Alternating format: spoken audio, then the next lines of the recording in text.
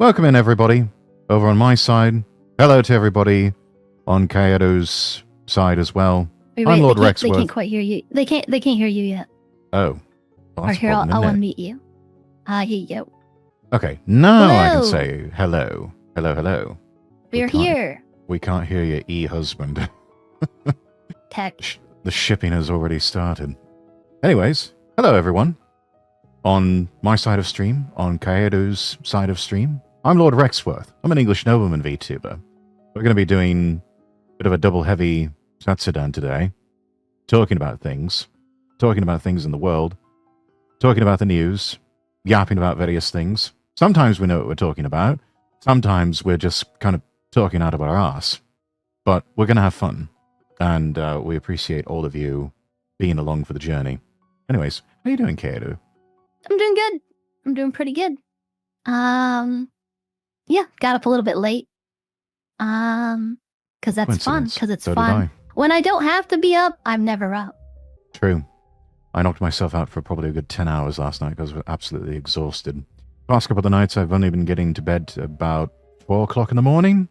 So needed to reset the sleep schedule, and my body was also telling me, you really need to go to sleep. Like now. Like if you don't do that, I will collapse and put you into a coma. So I crawled into bed, and that's exactly what I did. It's always fun. Yeah. Felt So great. on your streams, do you what do you usually do at the beginning? Do you scroll or do you line up the news? I usually just jump right into the news, but since I've got you on as a collab partner, we can, since you are, I consider you my guest here, we can certainly follow the format that you do. I really do a lot of scrolling. I just kind of jump right into the tabs that I pull up ahead of time. But we can certainly do. We can get into that. We can do some doom scrolling. Because I was doing the scrolling, for like an hour beforehand. So. Oh, all right then. We can probably get into it. Tabs it is. Yeah, let's go ahead and do that. Switch over here. And are you going to share your browser window? Is that what we're doing? Yeah. So just let me know which one. I assume all the links are in the Discord, right? Yes. Okay, so we'll just go down the list and work it that way. Okay. Then let me pull up my stream window with all of my multitudes of tabs. There we are. Okay. And don't worry, chat, you see a grey box here. She's coming back shortly. Let's see. What did we want to start with today? Probably just go straight down the list. It'd probably be the easiest. Okay. Starting with the what is it? The CBS link, or do you want to? Yeah, the CBS one. Okay. Let's do that then. Dairy King, welcome in, and thank you for following over on Kick. Riz her up, dude. She wants it. It's crazy. Good to see you, Rex. Hello, Kalergi. Good to see you as well. Hope you're having a good Sunday. Right, so, headline, CBS News. We visited Ground Zero for hospice fraud. Los Angeles, California. CBS News analysis of records. But every hospice operating in Los Angeles County finds indications of fraud are growing. It appears that people like Nick Shirley have prompted outlets like CBS to start doing random acts of journalism and actually go out and do the bloody jobs and start, investigating things like this, doing actual proper muckraking journalism that adds some sort of social value to the world. And Jespro, welcome in. Thank you for the watch streak. 3 streams, well done. Yeah, I'd have to look into these journalists, because the thing with journalism is a lot of people don't really understand. Mm-hmm. A lot of people like to cherry pick, like, oh, look at this horrible article by this mainstream news site, but really, obviously, like the editors, like the editor in chiefs have a lot to do with it. Yeah. But actually, there are decent like journalists and writers that like publish through mainstream sites. Yeah. They do So you exist. kind of have to almost like find good ones, and you Mhm. can kind of like follow them and see what they put out. Yes. It's not like television. Television's way different.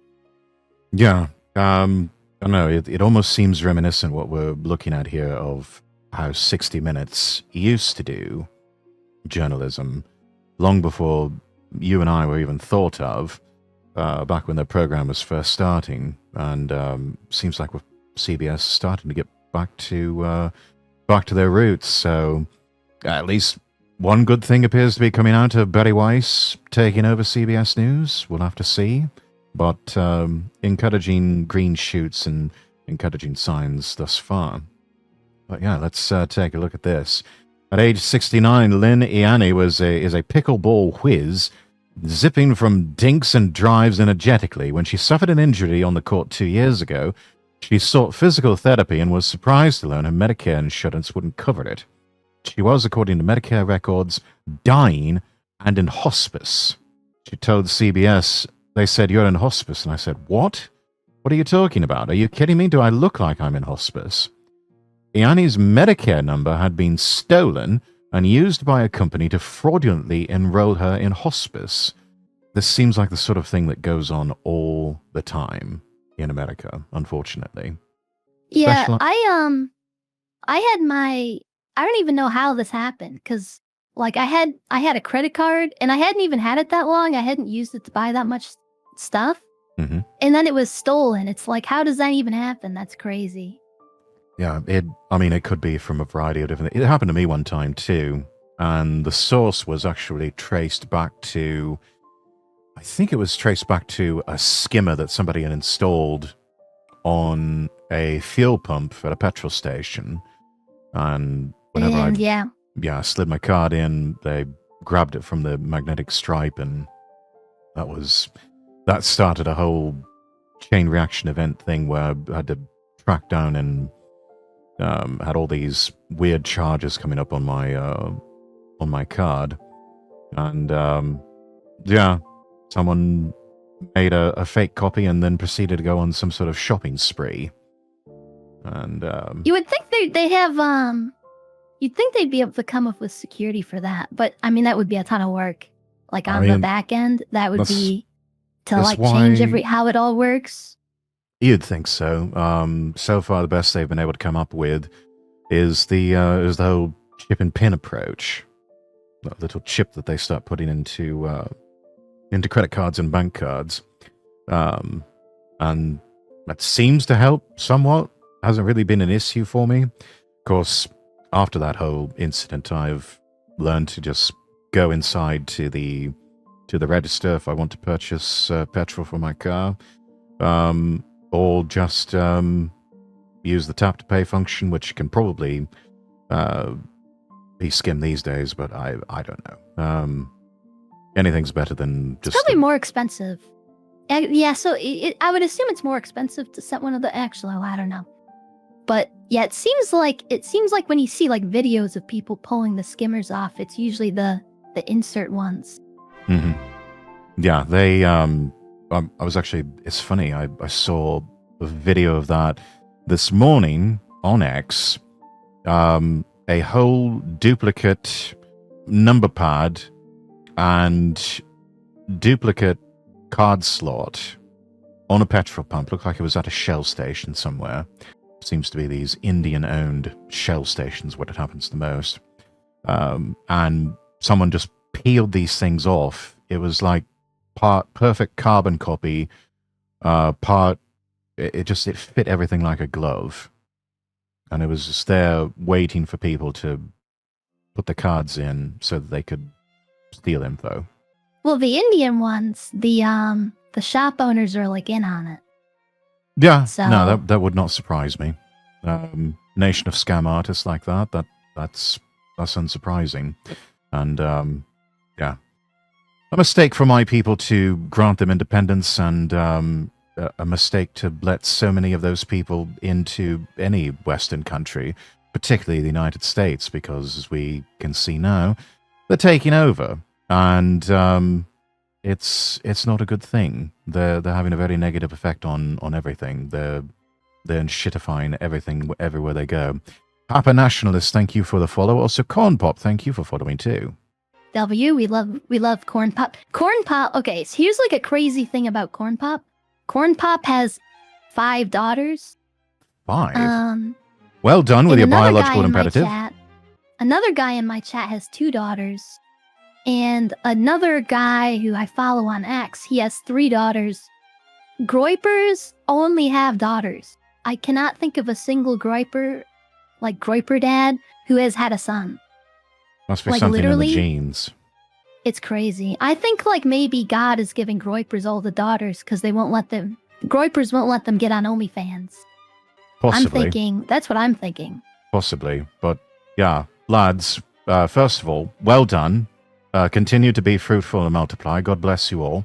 But also, keep a close, watchful eye on your daughters and raise them to be trad wives, please. We need more trad wives and we need more based right-wing girls out there. Please raise them to be proper trad wives, and I guess you'll know you've done something right if your daughters are just talking about how they just want to be wives and mums and have no interest in entering the workforce. You'll know you've done your job when they just casually start talking about that. So do we want to keep going with the article? Yes, let's do that. So Iani's Medicare number had been stolen, used by a company to fraudulently enroll her in hospice, specialized compassionate care for terminal patients nearing the end of their lives. Another example of fraud in the hospice industry, long a nationwide problem, but her case arose well after officials had promised to stamp it out in California, where the problem has been especially acute. Medicare is federally administered. Hospices must be certified for reimbursements, but the state issues the licenses for hospices to operate. 3 years ago, California state auditor sounded the alarm that Los Angeles County had seen a 1,500% increase in hospice companies since 2010, more than 6 times the national average relative to its elderly population. Auditors estimated LA County hospices overbilled Medicare by $105 million in a single year.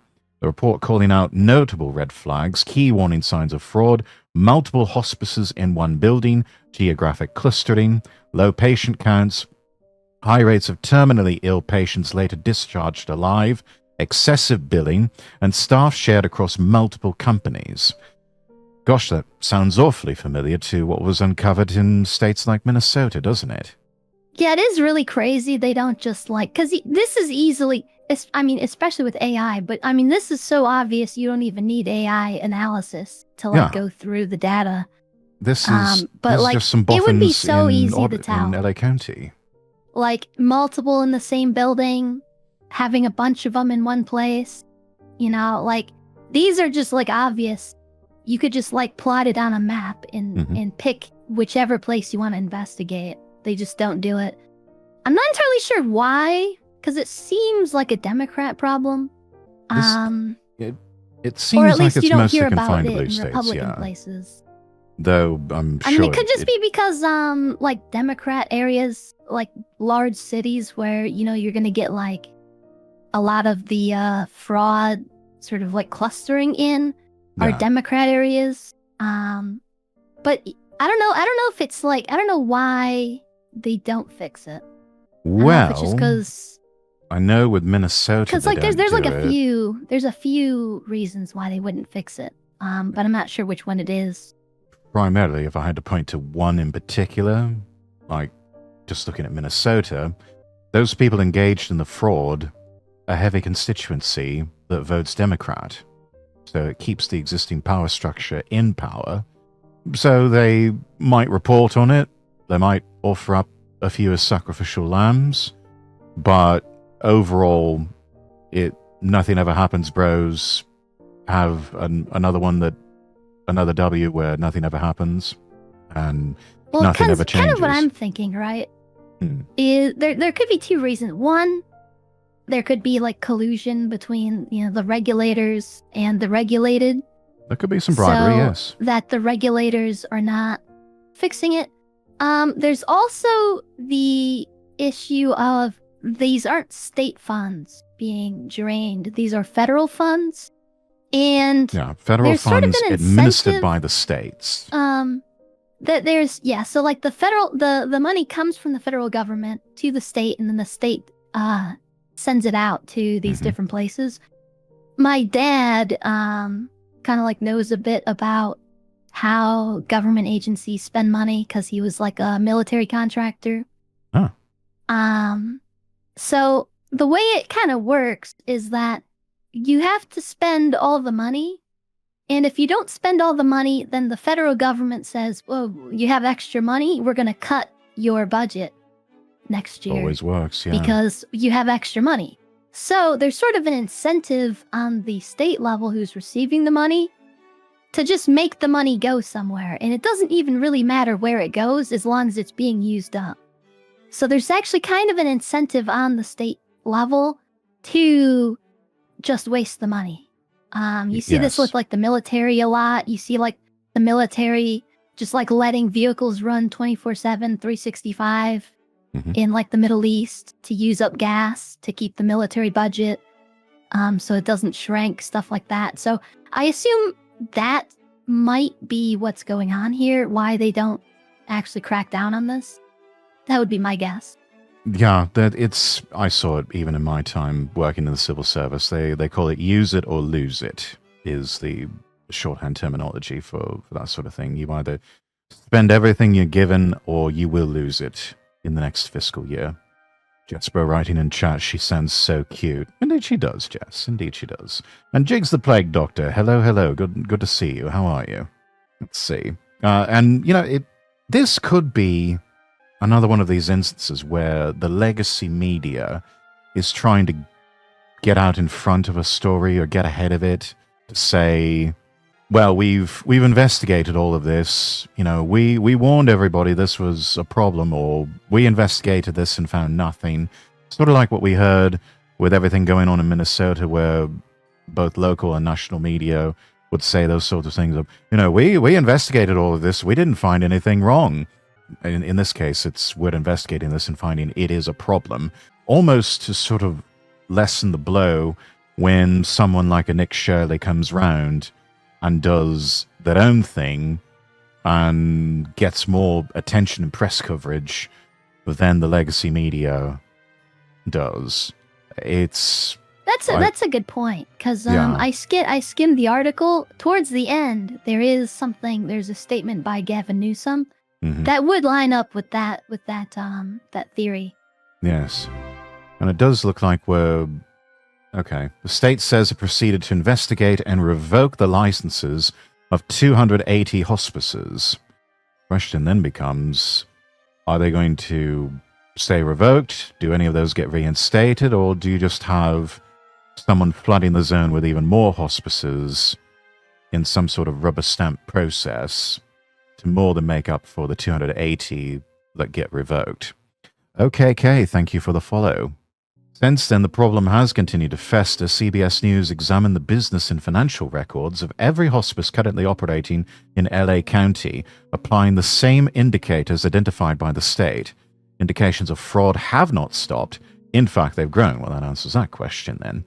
The CBS News analysis reveals over 700 of the roughly 1,800 hospices in LA County trigger multiple red flags for fraud as defined by the state. I mean, if they know it's such a bad thing in any sort of functioning society, this sort of thing would have armed police officers in no-knock raids at dawn, SWAT teams just busting in and just whacking everybody over the head with rifle butts and frog marching them out in handcuffs, and this would just all be over.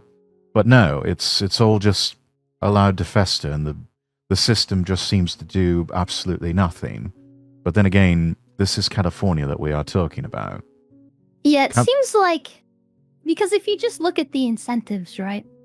If you have the people who are doing the enforcement have the incentive to let the fraud happen, then the enforcement is going to be lazy. So really, I think if the federal government's going to be paying for it, the federal government needs to be the ones enforcing and regulating it. Send in the FBI. It's kind of like how insurance companies don't really care how much health service costs because they're not really paying for it. Like they'll just raise your rates, and then they'll pay more, and they don't really care. And the hospitals, right? They just want to make as much money as possible, so they'll charge as much as they can. So there's sort of like a perverse incentive. And like with insurance, right? When you're paying for insurance, what is an insurance company? An insurance company is an investment bank, okay? You pay them money as on a premium. They take your money and they go invest it and they make a return on it. And then they maybe pay out when you need something. Or maybe they just don't. Maybe they just say, we're not going to pay out. And there's not really anything you can do about it. So like an insurance company actually has an incentive for hospital bills to be higher because then that justifies them increasing the premium. Higher premium means you are giving them more money. They can invest more money and they can get a higher return because there's more money being invested. So that seems to basically be like the issue we're having here and why we basically need the federal government to go in and do it because the states, they just don't have any incentive to fix it. Yeah, send in the FBI to do those no-knock raids at dawn. California is confronting this problem as Gavin Newsom, Democrat governor, eyes a potential presidential run. He's trying to sweep up some of the messes and do some damage control before he declares his run for the presidency. Fraud in public services has become a thorny political issue. Republicans and an army of social media influencers have seized upon the issue as politically potent, accusing Democrat state executives of failing to prevent costly schemes, most notably in Minnesota, where Feeding Our Future pandemic relief scam cost taxpayers hundreds of millions. Minnesota's Democrat Governor Tim Walz announced in January he would no longer seek re-election amid fallout from that scandal. CBS reached out to Governor Newsom's office. A spokesperson sent a January 2026 statement reading in part, quote, under Governor Newsom's administration, California has cracked down on hospice fraud, launched partnerships across state agencies, and the California Department of Justice has arrested criminals to hold them accountable. We're doing things. What more do you want? Well, you may be doing things, but according to this, the things are still going on. You haven't really stopped them, and what the people really want is for this to stop at once, and that's not happening. Now we've got some visuals here. This is a map of city of Los Angeles and surrounding areas. The black and gray dots that you see here on the map are the 1,800 licensed hospices in LA County and in surrounding areas, more than 6 times the national average for the county's senior population. So they've got 6 times more hospices than what is necessary, far more hospices than they have old people to fill them to capacity. Now we're going to zoom in on the map here. Some of these gray and black dots will turn red. CBS News investigation found 42%, 742 companies still operate, despite having multiple signs the state has outlined as indicators of fraud. Zoom in further, we find nearly 500 hospices are operating within a 3-mile radius. That is the densest concentration of agencies in the county. Fairly certain there's not that many elderly people living west of Burbank and north of West Hollywood. I'm fairly certain this is a young person's game, this sort of area. Yeah, and like 500 of them within 3 miles. Like, that's kind of crazy. Right. And then we zoom in even closer. What we're looking at here on the map is Van Nuys Boulevard.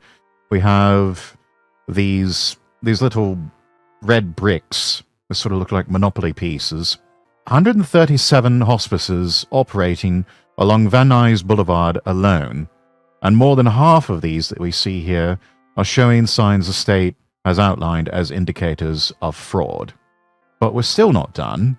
We're going to zoom in even closer to this building here, west of Van Nuys Boulevard at the corner of Vesper Avenue and Friar Street. 89 companies registered to this single building in red alone, and 72 of those 89 have multiple signs the state says could indicate fraud. And it is the most extreme case of hospice clustering that CBS News found. That's just maddening. And it's not the first, as we saw with Nick Shirley and everybody else looking into what's going on in Minnesota. That sort of thing, I think they encountered one building in particular they couldn't get access to, was locked down, and very similar situation where you had dozens upon dozens of daycare centers for children and for adults and for people of special needs clustered in one particular office park. And no sign of children playing, no sign of people there. Offices were desolate, nobody really working there, and everything locked up tight. No one allowed in. It's madness. It was kind of funny. The cope was, oh, what, you want to get in where the children are? What are you, a pedophile? It's like, dude, there's no kids there. That's crazy. Yeah, there's no kids, and that is projection, I found, in most cases. A lot of people leveling those wild accusations of pedophilia. We might want to check the hard drives, because the hard drives are probably quite sus. We'll leave it that way. It's classic. It's classic projection. It's like Vox Day said so long ago. The SJW types always lie, double down, and project. It's their only playbook. It's all they know how to do. Father Joe, welcome in. This makes me think of how here in Ireland there used to be a government body to audit quangos. They shut it down, and the asylum NGOs exploded overnight. Yes, quite convenient how that works out. If no one's around to audit the quangos can just go absolutely ham over what they want to do. And I'm sure if the Irish press, or if any independent journalists over there were to dig deep enough, they would probably find plenty of just overt fraud happening with these NGOs, with these quangos. But yes, definitely need to bring that sort of thing back. And if the government won't do it, then the people will have to take the matter into their own hands and do it themselves through citizen journalism. I think that there were brand new cars parked outside the Leerding centers. I believe that is correct, Jess. Yes. Last I checked, childcare services in America don't really pay all that well. And I don't think they pay very well anywhere in the world. But yeah, particularly to where you could afford fancy new cars. I think some people had some nice Mercedes and maybe a couple of Alfa Romeos and things like that parked outside. Business might be good, but it's not that good. It's unclear. I saw Father Joe last night and the Nachi stream. Yes. He was over there watching the fight. Yes, our Joe gets around and has a penchant for base VTubers like ourselves. Let's see. It is unclear if all of those companies are actually providing hospice care.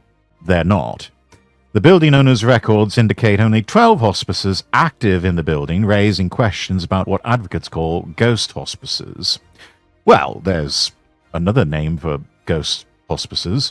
They're called fraud and money laundering operations, which, let's just call it what those are. They're siphoning money off the federal taxpayers, and they're spending it on themselves, or God only knows what else.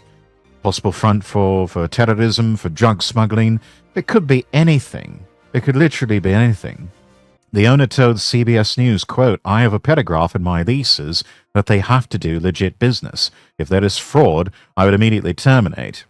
Yeah, having done some work in corporate law myself, I can tell you, you can have as many paragraphs as you like about that sort of thing. There's a difference between having the language in the contract and actually enforcing it. And the language in the contract is meaningless unless you actually enforce it. So you might have a paragraph in your lease there, mate, but you doing a piss poor job of actually enforcing it from the sound of things. This is a photograph of Kambiz Merabi. Says he is the owner of the Friar Street building in Van Nuys. We just saw that there at the corner of, what was it, Friar Street and Vesper Avenue? Yeah. This right here, gentleman with a very poorly tailored jacket, he owns the building where 89 hospice agencies are registered. He tells CBS News, "Oh, I've only got 12 hospice tenants." All right, only mate. 12, by the way. How about the other 77? Where's the other 77? What's going on there? And don't talk to me about paragraphs in your leases. Well, what the hell's going on? Seriously. Kambiz Merabi is a classical Mayflower name. Yes. I'm sure his ancestors came over on the Mayflowers seeking religious freedom. Joe, thank you for the gift sub to Sid the Cat. Sid, enjoy your gift sub on Kick, courtesy of our Father Joe. Federal inspection records show regulators visited multiple suites in the Van Nuys building between the years 2021 and 2025, just last year, and they found deficiencies. Found deficiencies sounds like the understatement of the century. Nearly 40 companies in the CBS News analysis, for instance, share key personnel. How very interesting. I mean, I can understand people doing some moonlighting. I understand, fields like nursing. It's hard work, and those who work 2 nursing jobs, I don't know how you do it, but yeah, that's just incredible. In this case, though, I don't think this is just simple moonlighting. This is looking very sus. This looks like fraud. This looks like people trying to pay themselves for no-show jobs, sort of thing that we saw a lot of with the mafia. State auditors consider the overlap of administrators, medical directors, or owners between multiple companies a potential red flag because it raises questions about whether they are actually participating in the operations of any or all of those agencies. They're not. It's collecting a paycheck for a no-show job. Hello, everybody. Hello, Happer. Good to see you. Good to see you. CBS News reached out to the 56 hospice officers whose state and federal data indicate they have 5 or more red flags. Many of the phone numbers were either disconnected or went straight to voicemail. That's pretty sus. No one's answering the telephone over there? Nobody knows how to operate an electric telephone? Looking pretty sus. We're all working too hard. They're all working at 40 different places. They don't have time to pick up the phone. Right, and goes straight to voicemail, and I'm sure those voicemails frequently say that the mailbox is full and can't accept any more messages and then hangs up on you. One instructed the caller to text a different number, which turned out to be invalid. That also sounds sus. Several of the businesses, however, the representatives who answered the phones denied any fraud and told CBS News they run legitimate hospices that serve real patients. Well, what did you expect that they would say? I mean, did they really expect that they would say, "Oh, uh-oh, you caught us. Sorry." They objected to any allegation they're part of the fraud in the hospice industry. Well, they would, wouldn't they? To be fair, legitimate businesses... that is crazy. To be fair, legitimate businesses we have do that shit too. Can I see them? Can I see them? No, you can't see them. No, doctor-patient confidentiality. Confidentiality. Yeah, they'll hide behind that if all else fails. I mean, which a legal case could be made for that sort of thing, I suppose. I don't know. Representative of Mima's Hospice and Palliative Care said, quote, "I am hard-working and have been all my life." It usually sounds like the beginnings of someone trying to bluster and lie. Also, insert jerk-off hand motion. "It's so upsetting. You can talk to me by phone. You can come and meet me." Noting this company recently passed a federal review of their work. Usually when someone's working really hard, they usually have to tell you about it. Right, yeah. More than 700 of the nearly 1,800 hospice facilities in LA County have 3 or more flags the state has outlined as indicators of fraud. Graph below shows how many facilities have each number of indicators. So the greatest number, 548, have 2 red flags. 462 have 3. 224 have 4 red flags. 49 have 5. And 7 in particular have 6 red flags.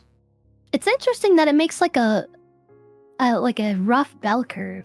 Roughly, yes. Which, I mean... It's kind of interesting. 0 seems like the gold standard. You would expect that sort of thing. 1, okay, we're human, mistakes can be made. But 2 or more, and it starts to look bad. Most of us being honest people, we would not be satisfied even having 1 red flag. We want that number to be 0. So, well, I mean, one could be, because if you have a very dense area, right, and you had like 2 that were sort of close to each other, like, that wouldn't necessarily be a problem. But like, what was I'm gonna look at what the list was. Multiple in one building. So like these are obviously gonna have like different weights to them also. Like multiple in one building should be like instantly like investigate that. yes, absolutely. I mean, high rates of terminally ill patients being discharged, obviously. Excessive billing, you almost kind of expect that from these sorts of things. absolutely. Like legit Very or not obvious legit. red flag. Staff shared. If it's like 3 or more companies, that's probably a really big one. You could kind of build these into like a probability algorithm, right? Like that. You that, probably like, could. Assigns them all of them a value, and then it gives you a score. And then anything that scores above like a certain amount, you investigate. Like that's how like I would do it. That just seems to be how it would make sense to do it. It sounds like you've got a good business idea there and a potential future government contract, which could be quite lucrative. You should build upon that. The patients. I'll go work for Palantir. Yeah, I'll go right? work for Palantir. That's where the money is these days. The patients are invisible. Yeah, quite invisible. So invisible they don't even exist. Anyone who must say I'm hard-working is no true worker. Taiwan hard worker. Exactly. It's terminal invisibility, so they're at the hospice to stay comfortable in their last invisible days. Yes, before their life force is completely gone and they turn visible once again. Medicare. Unfortunately, all the hospice patients died actually, like last night.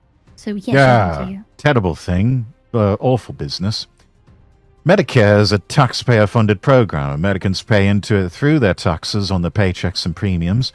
When there's Medicare fraud, it's tax dollars that are going to waste. I mean, that's not the only thing that tax dollars are going to waste on. But yeah. Nationwide, the average amount of a hospice bill's Medicare per patient is $13,200. It's not a bad bit of scratch there. CBS News found the typical hospice in Los Angeles County billed Medicare roughly $29,000 per patient, more than double the national average. The highest rate billed by a single hospice in the county was $74,000 per patient. 74 grand. For some, middle class type people or upper middle class, that's one person's salary. Could even be 2 people's salary even. Of the LA County hospices with available Medicare data, nearly all of them submitted bills above the national average. And the crazy thing about the 74,000, right? If you look at how much drugs actually cost, right? Like the actual price, not like you go to the pharmacy and buy, like the crazy. It's like, I think it's like a vial of adrenaline, like the stuff that goes in the EpiPen, the epinephrine, right? Mm-hmm. An epinephrine pen costs like, depending on the country, I think like Italy, it's $80 or something. Here, it's like hundreds of dollars. The same epinephrine in a vial is like $10. Yes, the wealthier, more developed countries oftentimes subsidize the less wealthy countries. And not just with medicine. No, like here, like when a hospital purchases a vial of epinephrine, it costs $10. Right. What I mean is theoretically you could buy it. You could buy it and then just buy like a syringe and not use the pen. But then like no one's gonna be able to like responsibly do that. So you kind of have to do the pen thing. So you're kind of like locked into paying the exorbitant rate. Yeah, but you see that sort of pricing scheme go on with everything from the medical sector to even the private sector. I remember one example someone pointed out to me years ago, Coca-Cola. You've got cans of Coke in vending machines in the United States, going anywhere from, on the low end, maybe $1 and change to as high as $5 in, say, LAX airport. Go over to some, second or third world country or something like that, you'll pay maybe the equivalent of a nickel for a can of Coke. I know that's roughly what it works out to be with the exchange rate. Over in the Philippines, they pay mere pennies, whereas Americans are shelling out $2, $3, $4, $5 just for a can or a bottle of Coke. We had a break-in last night. The part that I hate so much is that, like, I don't waste money on stuff, but so many people do that everything's expensive. Like, if everyone stopped just, like, wasting money on stuff, like, prices would have to come down, because it would shift the supply-demand, curve, and then companies would naturally just drop prices. But no one's going to do that, because everyone wants to throw away all their money. It's crazy.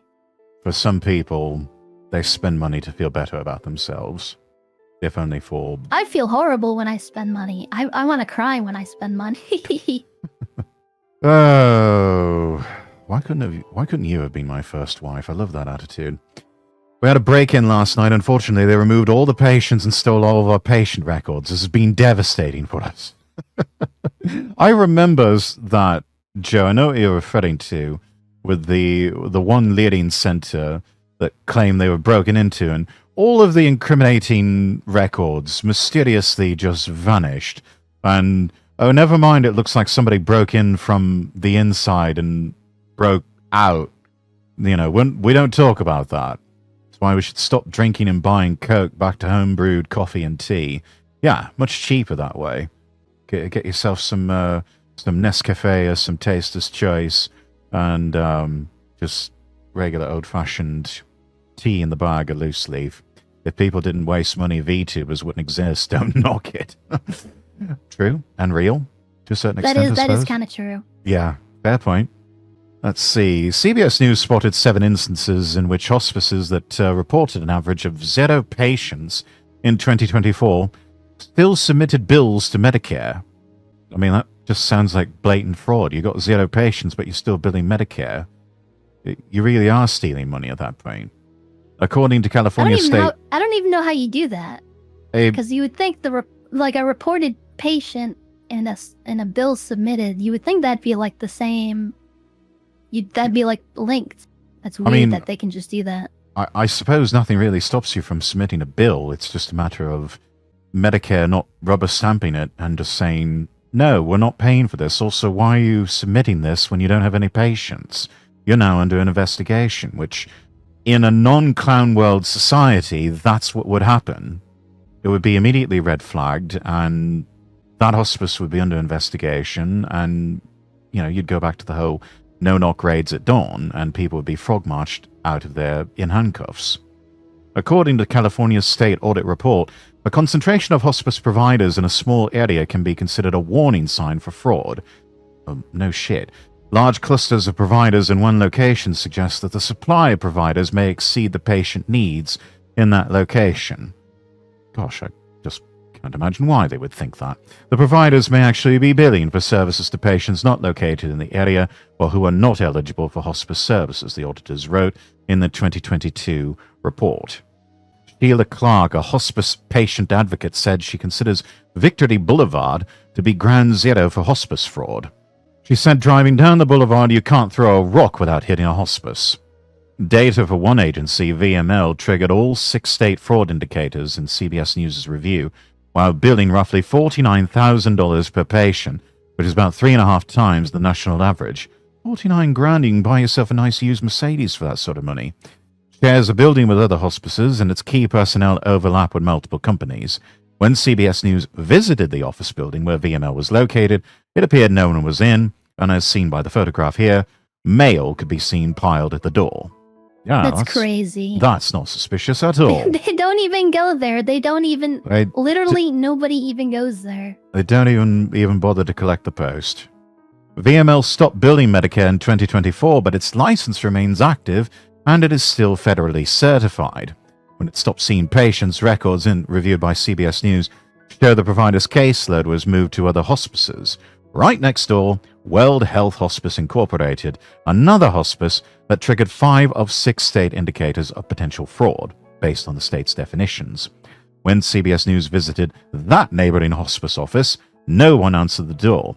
Phone calls went unanswered, messages could not be left because its voicemail had not been set up. That's the other one. If the voicemail is not filled up completely, you get the error message of, sorry, this voicemail has not been set up yet, goodbye. That agency had been in operation since 2021, according to state records. Sounds like a lot of these sprouted up during COVID, when nobody was really paying attention and this sort of fraud was just allowed to run rampant. Yeah, I wonder if anyone's done any analysis on that, like, because right, you could like do like a meta-analysis on like these different fraud cases, and you could chart like when, you know, like the fraud activity over time. Yeah. I wonder how drastic the increase would be in 2020. I think the numbers would frighten everyone to the point where people just would not stand for what happened in COVID happening ever again. They'd be so outraged. At least one would hope. But I've been disappointed before. Let's see. But there is a lack of quality mainstream entertainment, and spending money on your favorite VTuber isn't such a waste. Yes. Spending money and simping for your favorite VTuber is a bargain in comparison to streaming services and Amazon Prime and all the rest of it. I remember we used to have Panda Pop for 20p a bottle. Any of you remember those Panda Pops? Literally 20p for more than you'd get in a can of cola or Sprite now. It almost reminds me of those little penny candies that they still sell in some shops in Japan. State auditors. You can buy like store brand pop, and it's generally way cheaper.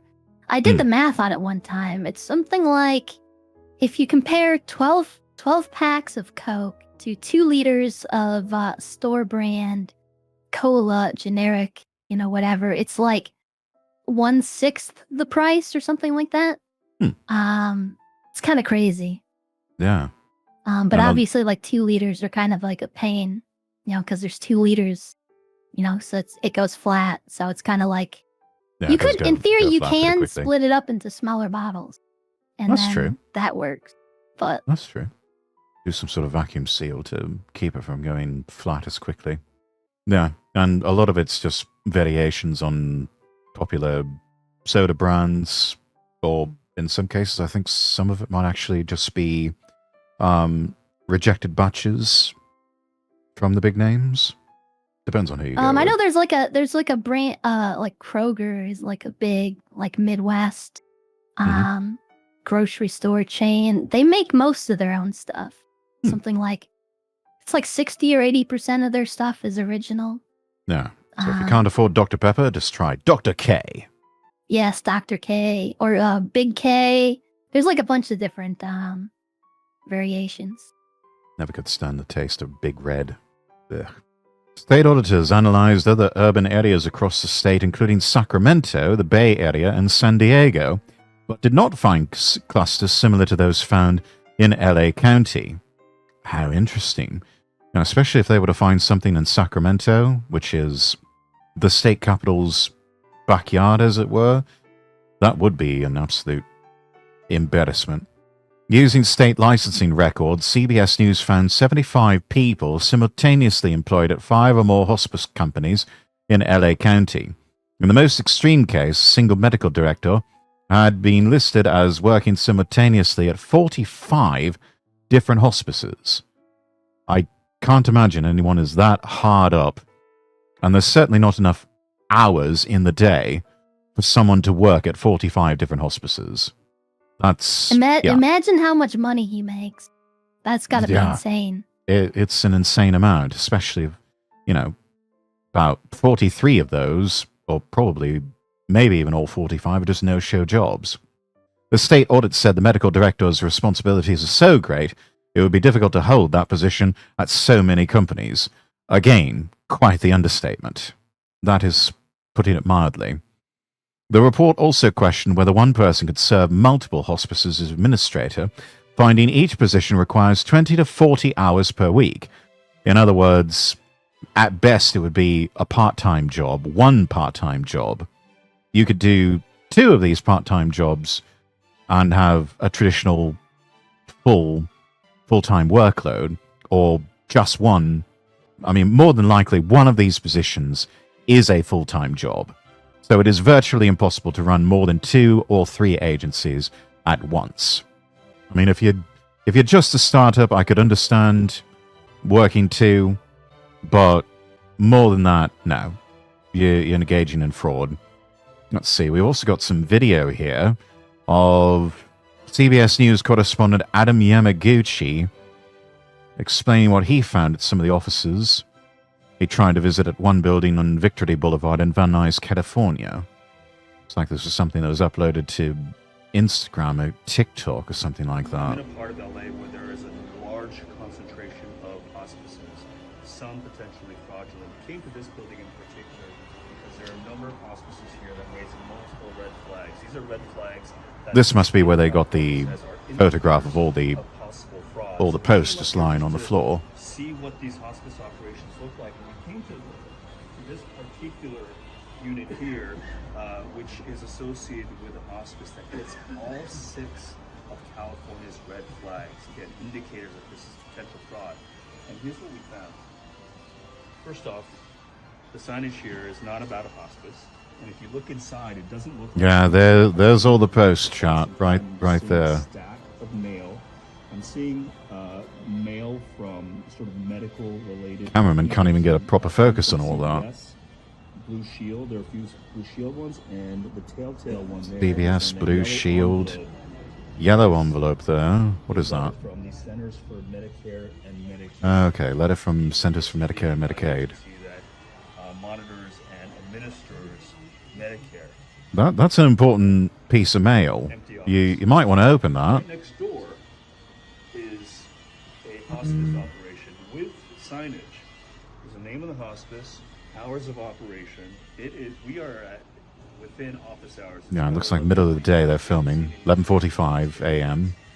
I called the 24-hour on-call hotline. Okay, called the hotline. No answer. No one answering. Big surprise. Voicemail was even Okay, there's a desk with a computer on and everything. Looks like a legitimate business front. to reach hospice at any given time, but this is for family members of people in hospice. This is a lifeline for so many people.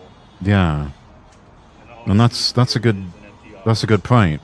It's an important phone number, and if it's a legitimate business, someone needs to be answering that phone 24/7, because you've got, despondent family members of people in hospice care that need information or need to talk with someone about that, and you can't reach anybody.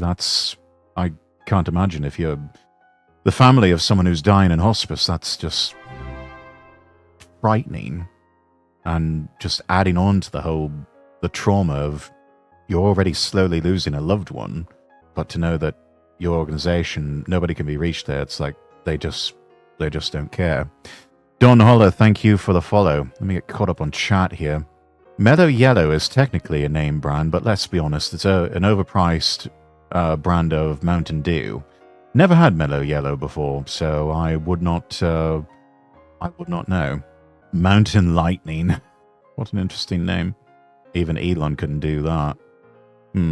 Overpriced generic brand. Even the Flash couldn't do it. Yeah, they couldn't handle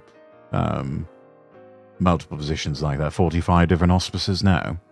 That's how you know he's a real journalist. He's operating with basic gear. Well, this Adam Yamaguchi is working for CBS, so it's they've got more than just the basic gear to work with. They probably brought an entire shoulder-mounted camera. Though these days you don't really need that sort of thing. And I've seen certain productions for like cooking shows, for example. They're starting to move towards just shooting those on iPhones with a gimbal mount. So things are changing slowly in the business, but you don't need all that equipment. A smartphone and a Rode microphone, and you're pretty much set to do on-the-ground type journalism. Do you remember Panda Pops Rex, 20p a bottle? I do not, Kalergi. I actually do not. I think most of my exposure to the more sugary drinks and snacks have actually been in America. So it's become so hard to. I have to go to specialty shops if I want to get anything from the old country, unfortunately, and those snack runs are quite few and far between these days. Jess, thank you for the gift sub, Kalergi. Enjoy your gift sub courtesy of Jess. Right, continuing on. The question is, what is the state doing? Though Medicare is federally administered, the state licenses hospices to be able to operate. None of the hospices flagged in the CBS News analysis turned up in California's Enforcement Actions database. Since 2022, when the state published its audit report, California's Department of Public Health has issued enforcement actions against 7 hospice facilities statewide, despite the state auditor warning that fraud was rampant. State Attorney General Rob Bonta says his office has brought criminal fraud cases against more than 100 defendants in the hospice industry and about 24 civil cases, but he acknowledged that more needs to be done. Yes, a lot more needs to be done. Bonta said, quote, "We need to be responsive to the red flags and react to them, not just count them. Our main lane is the accountability side, the criminal investigations, the civil investigations, and that's after the damage is done, though, unfortunately. There needs to be more proactive enforcement, stopping this sort of thing before it just spirals out of control. A moratorium on issuing new hospice licenses in the state was recently extended through January 2027 because the state missed its deadline to enact new emergency regulations for hospices. I mean, that's something, I guess. It's better than nothing. Public health officials tell CBS News they are balancing public feedback to vet new applicants and hold hospices accountable. I have a feeling, though, that if that is the option to extend again, probably going to have to do that. Until all of these are brought under control, the moratorium might as well just be indefinite. Bonta said multiple agencies are working on a task force to target the problem. He said, quote, "So the citizens that remain frustrated understand I share your frustration. Please know we have increased our efforts." I don't know what that looks like. We could use some more specifics on that. We're working overtime on prevention and accountability and will continue until hospice fraud in California is rooted out. Are you, though? Are you really? I really have to wonder about that. For Iani, the pickleball player, whose physical therapy was stymied because she was fraudulently enrolled in hospice care, the state's efforts to stem the problem came too late. She said that's why you have health insurance of any kind, and just to think you were literally without coverage because of some ridiculous fraudulent thing. And that's the end of the article. Yeah, so I guess the other solution could be like independent audits, right? Because like the federal government doesn't really want to do it, right? Because like that's a lot of work. That's why they handed it off to the states. And the state government obviously doesn't want to do it because it doesn't really benefit the state government to fix any of this. Mm-hmm. Independent audits would be a solution, and you could do it a lot cheaper if you use like a contractor, right? Because like autistic people on the internet love doing this kind of stuff. So you could like pay them not a ton of money, right? And they'd just be like, "Whoa, I can be autistic on the internet and do all my like research projects, and the government will pay me a little bit of money to do it." Awesome. It sounds wonderful in theory, but it's one of those things that makes too much sense for any sort of civil servant to ever even consider it as an option, unfortunately. And I would not be surprised if a lot of that is handed off to third parties. The trouble is, so many of the third parties just end up contributing to the problem, where they either don't do anything, or if they do something, they don't do it right. It just ends up compounding on the overall fraud, graft, waste, and abuse. True. Which is unfortunately, this is going to be the vehicle by which they bring Palantir into the government. Like, they're going to pitch, "Hey, look at all this fraud. Palantir could find the fraud and sniff it out and get rid of it. We just got to let them integrate into the government. That's gonna be the pitch. Like that will be, they're gonna push that, and that's how they're gonna bring like Palantir surveillance into the federal government. Yeah, which will do nothing to fix the fraud, to get rid of it. It's just. I mean, it could do something about the fraud. I mean, they could do that because like using AI, to collect mass data like this, like that's the whole point. The whole point of AI is to be able to comb through massive banks of data that you collect through all these different processes, and then to like give you reports based on it, right? So you could do like you could mandate, these what were they? The 6 or 7, the 6 different flags for fraud, right? Mm-hmm. You could like force it, right, so that these companies have to report like their billing, their maybe not the staff share, but like the like discharge of patients who were allegedly dying, patient numbers, their locations, their buildings, right? You could mandate all these things being reported, and then you could use Palantir to sift through the data and make your correlations and whatever. And then have it give you a report of, okay, these businesses are likely fraudulent. Now go investigate them. Like that, and that would work. Like that would 100% work. It's just obviously the fact that it works is secondary to the fact that it's a vehicle to get Palantir into the government.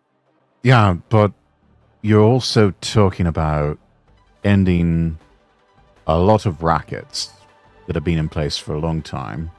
True, I mean, but like in theory, the federal government has. They're not going to. The racketeers are not going to fraud. allow that. They're just not going to allow that sort of thing. They're going to fight you tooth and nail. But if they did do it, people would love Palantir. They'd be like, we need more Palantir, like. Oh sure. Because all you have to do is dangle it. Because it's like the pedophile thing, like with the de-anonymizing the internet so that they can stop the pedophiles, right? Like people fall for that all the time. Oh sure. So like if Palantir got in there and they did like a test case where they said like, okay, Palantir's going to find the fraud and then we're going to crack down on it with the federal government, and then that actually happens, like people would be all over that. People would love that. And especially if it was like JD Vance pushing it, right? Republicans would be like worshiping Palantir. And that would be like a big problem. Yeah. Palantir being anywhere close to government is already a problem. Which, chat, don't fall for it. We need to keep the internet anonymous. We really need to keep the internet anonymous. It's better that way. You can let your hair down, speak your mind. Can't really do that if the internet is not anonymous. So I'm thinking we could probably go over the... which one next? Thinking maybe like the Barron Trump one might be fun. Yes.